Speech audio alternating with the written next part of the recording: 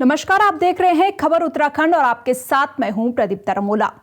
चुनावी दौरों में सियासी दलों का यह प्रचलन हमेशा से रहा है कि वे वोटरों के द्वार जाकर उनसे नाता जोड़ें और उनके समर्थन का वादा करें। खासकर राजनीतिक प्रत्याशियों की ओर से यह वादा किया जाता है कि वे विभिन्न सामाजिक वर्गों के लोगों की समस्याओं का हल ढूंढेंगे और उनके जीवन को बेहतर बनाने के लिए कदम उठाएंगे।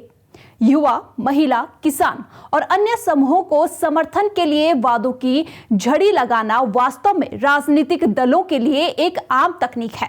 लेकिन जब चुनाव खत्म हो जाते हैं तो कोई भी गांव की तरफ झांकता भी नहीं है। बहुत कम ही दल उन वादों को पूरा करते हैं जो उन्होंने चुनावी प्रचार में किए थे। वे आमतौर पर अपने राजनीतिक हलचल के चलते अपनी नियति भूल जाते हैं, जिससे कि जनता के विश्वास की कमी होती है। इसी तरह गढ़वाल संसदीय सीट पर उतरे सियासी दलों और उनके प्रत्याशियों ने युवा, महिला, किसान हर वर्ग को साधने के लिए चुनावी वादों की झड़ी लगा दी है। लेकिन इस सीट पर आज भी लाखों बेरोजगार युवा रोजगार की आस लगाए हुए हैं। महिलाओं को काम चाहिए ताकि वे अपनी गृहस्थी में हाथ बटा सके। लेकिन गढ़वाल लोकसभा सीट पर इन मुद्दों की बजाय मैं पहाड़ को रहवासी तो दिल्ली रहने वालों ज्यादा छाया हुआ है।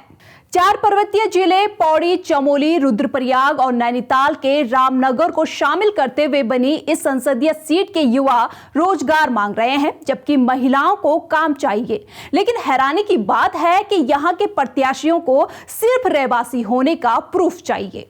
देश की आजादी के बाद वर्ष 1952 से अस्तित्व में गढ़वाल संसदीय सीट से कांग्रेस को 10 बार तो भाजपा को 6 बार प्रतिनिधित्व मिला है, जबकि एक बार अन्य दल के प्रत्याशी जीते हैं। लेकिन आज तक किसी भी दल ने पहाड़ की परिस्थितियों को पहाड़ की तरह नहीं देखा है। यहाँ ब्लॉक, तहसील व जिला स्तर पर डिग्री कॉलेज खोले गए हैं, लेकिन युवा ऐसी शिक्षा का अब भी इंतजार कर रहे हैं जो उनकी आजीविका का साधन बन सके। जब वे संस्थानों से बाहर निकले तो उनके हाथों में काम हो, जिससे कि युवा पलायन को मजबूर ना हो और पहाड़ के युवाओं के पास पहाड़ में रोजगार उपलब्ध हो। वहीं महिलाओं के विकास के नाम पर सरकारी योजनाएं तो है, लेकिन प्रभावी नियोजन और प्रबंधन के अभाव में एक बड़ी आबादी इसके लाभ से महरूम है।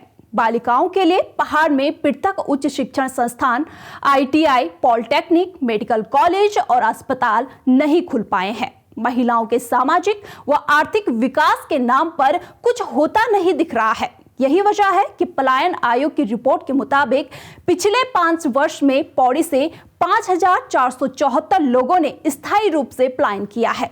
वहीं शिक्षा विभाग की रिपोर्ट के मुताबिक पौड़ी में 315 स्कूल बंद हो गए हैं। पहाड़ के विकास के लिए पहाड़ जैसी सोच होनी जरूरी है। सड़क व रेल मार्ग समय की जरूरत है, लेकिन रोजगार, शिक्षा, स्वास्थ्य जैसी बुनियादी सुविधाओं के अभाव में जो गांव खाली हो रहे हैं, उन्हें फिर से गुलजार करने के लिए किसी के पास नीति नहीं है। आपदा के दंश से प्रभावित लोगों के पास विस्थापन ही विकल्प है। लेकिन इस दिशा में भी संसद में शायद ही किसी जनप्रतिनिधि ने आज तक सवाल उठाया हो। नवंबर 2000 में उत्तराखंड राज्य बनने के बाद पहाड़ के आम व्यक्ति के मन में जो उम्मीदें जगी थी, वह लोकसभा सदस्यों के माध्यम से भी पूरी होती नहीं दिख रही है। पहाड़ की परिस्थितियों के बजाय वह भी भाजपा कांग्रेस की दिल्ली की सोच से आगे नहीं बढ़ पा रहे हैं। ऐसे में यह सवाल उत्तराखंड के लिए चिंताजनक है कि कैसे रुकेगा पलायन और कब मिलेगा रोजगार। फिलहाल इस खास रिपोर्ट में इतना ही। मुझे दीजिए इजाजत। नमस्कार।